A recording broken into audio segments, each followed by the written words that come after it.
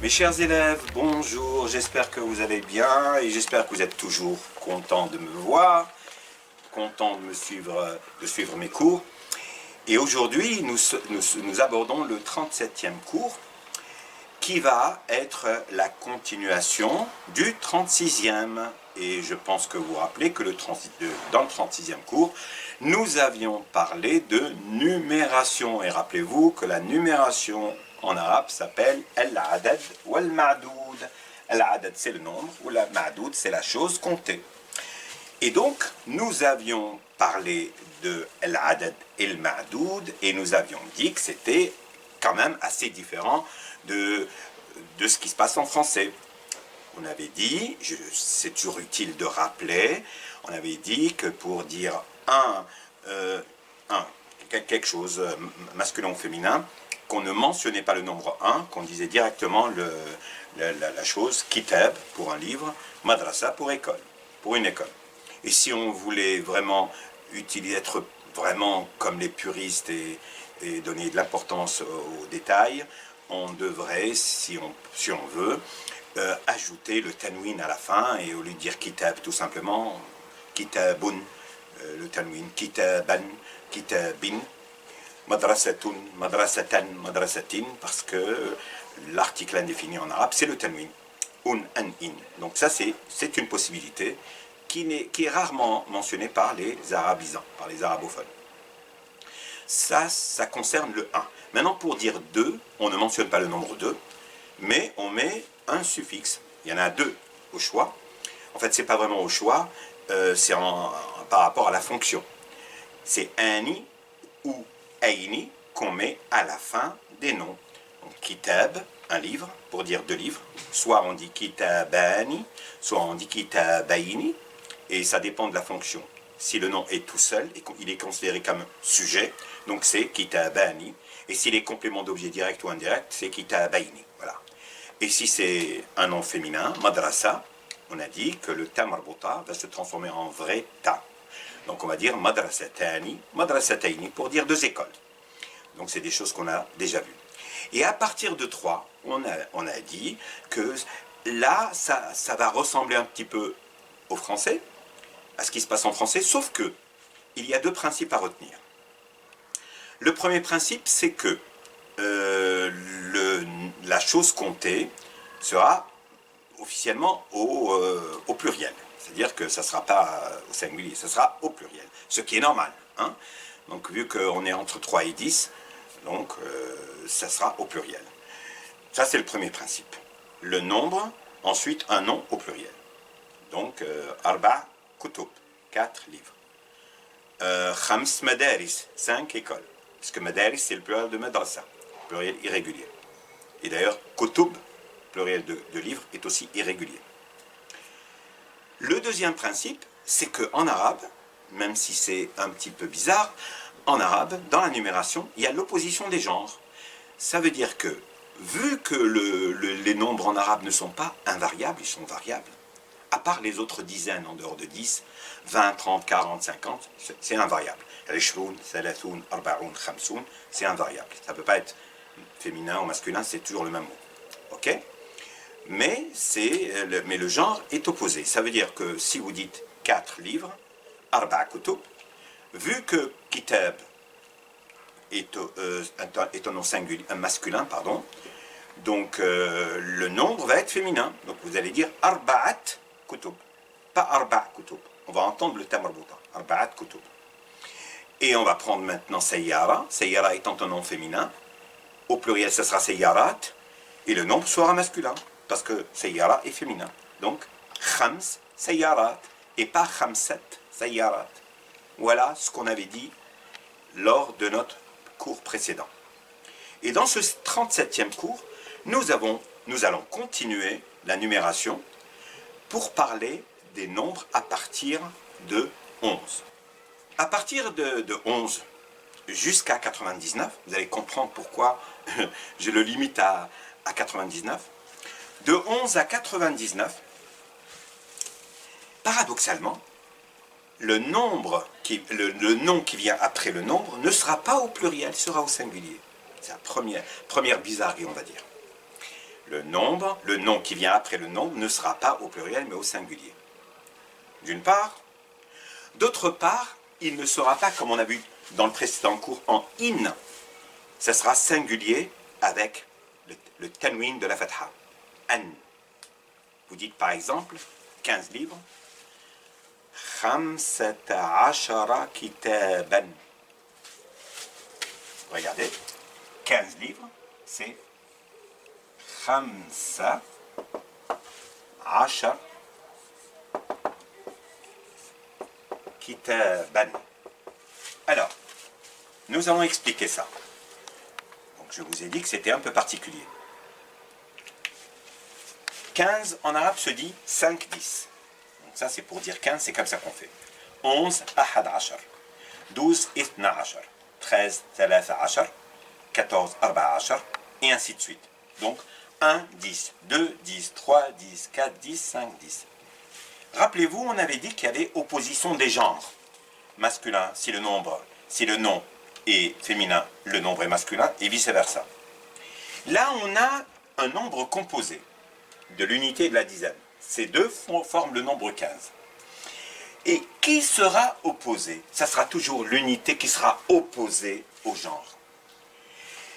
Donc, pour dire 15, vous mettez khamsa au féminin, qui s'opposera à kitab au masculin. Donc, kitab sera singulier, ne sera pas pluriel, comme on avait vu entre 3 et 10, et en plus, portera an. Il ne portera pas in, comme on avait vu. Du coup, l'unité sera féminin, vu que le nom est masculin. Du coup, la dizaine aura le même genre que le nom. Ok?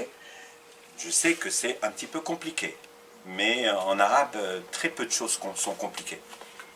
Et parmi lesquelles, c'est la numération. C'est des principes à retenir. Une fois que vous les avez retenus, vous êtes capable de l'utiliser sans problème. Mais il faut retenir des principes. Donc, entre 11 et 99, quand vous avez un nombre composé, vous allez voir, vous avez des nombres composés ou des nombres coordonnés. Coordonnés, ça veut dire séparés par la conjonction de coordination à partir de 20. Quand vous dites 21, en français vous dites 21, certes vous mettez « et », mais à partir de 22, 23, 32, 33, vous ne mettez pas « et ». En arabe, vous mettez à chaque fois « et », qui est « wa ». Donc, que ce soit les nombres composés sans le « wa » au milieu, entre 11 et 19, ou les nombres coordonnés entre 21 et 99, le premier, qui est l'unité, sera toujours opposé dans le genre au nom qui vient après.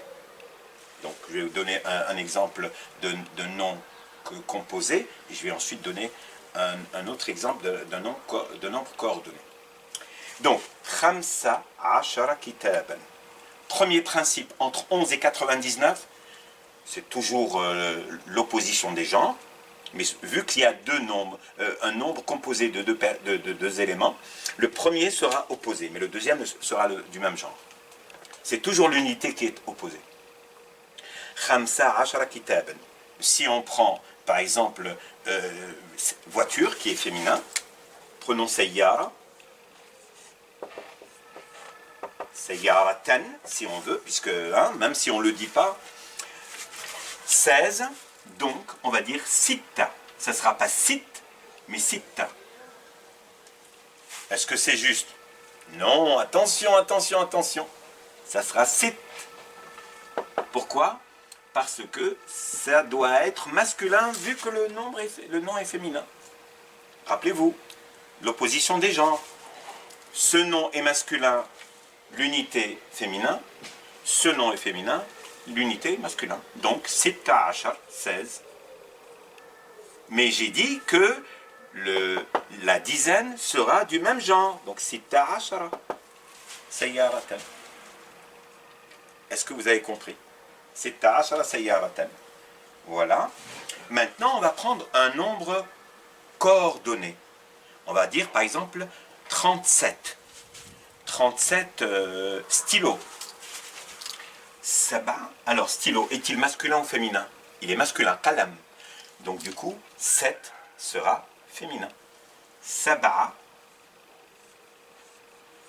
سبعة و30 c'est ثلاثون 37 قلم قلما. Donc, entre 11, lorsque le nombre est entre 11 et 99, il y a l'opposition des genres, mais le nom est au singulier. Paradoxalement, il n'est pas au pluriel. Ça n'est que entre 3 et 10 que le nom est au pluriel. À partir de 3 jusqu'à 10, le nom qui vient après est au pluriel, mais à partir de 11 jusqu'à 99, il est au singulier et n. Et à partir de 100, 1 million, 100, et ainsi de suite, il est au singulier, mais in. Voilà, c'est ça les détails que je vous ai dit qu'il faut retenir. Je finirai par ça. Regardez, si je dis par exemple 100 élèves. Alors, d'abord, pour 100 et 1 million, il n'y aura pas d'opposition de genre parce que c'est des mots invariables. Donc, 100, c'est mi-a. Mi-a, 100 élèves. Mi-a, tilmid, il sera au singulier. Et si on veut être précis et faire plaisir aux puristes, on va dire mi-a, mi-et, tilmidin. Donc, entre 3 et 10, le nom qui vient après le nombre est au pluriel en in.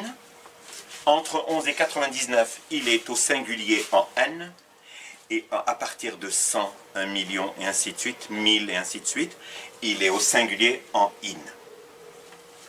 Il y aura pour la prochaine fois d'autres petits détails que je vais ajouter, mais les deux principes qu'il ne faut jamais oublier en arabe, c'est que, premièrement, le nom qui vient après le nombre n'est pas toujours au pluriel, il est au pluriel entre 3 et 10, à partir de 11, il est au singulier. Deuxième chose, il y a l'opposition des genres qu'il ne faut jamais oublier. Et lorsque on arrivera au cours 38, numéro 38, je vous donnerai quelques petites exceptions, mais retenez l'essentiel. Et l'essentiel, c'est les principes que je viens de vous donner. Et sachez que pour la numération, ça ne commence en arabe qu'à partir de 3. Pourquoi? Parce que le 1 se dit directement sans article, sans article indéfini. On ne dit pas un livre, on dit livre, hein, kitab. Et 2, il y a une marque qu'on met à la fin, un suffixe au choix, soit ani, soit aini. Kitab, un livre. Kitabani, deux livres. Ou kitabaini, deux livres. Madrasa, une école. Madrasa tani, ta marbota qui devient un ta. Ou madrasa taini. Vous voyez?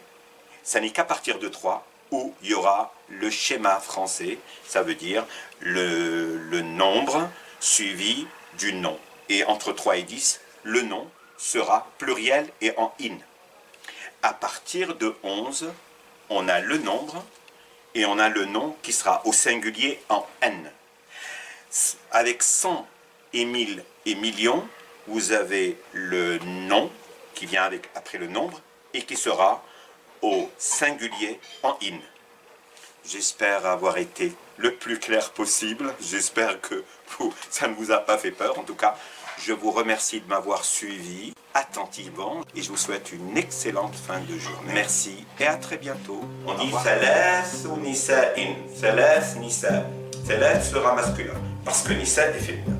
Quand les nombres à partir de 11 contiennent le 1 et le 2, ceux-là ne sont pas concernés par l'opposition des genres. الثاني, deuxième, الثانية.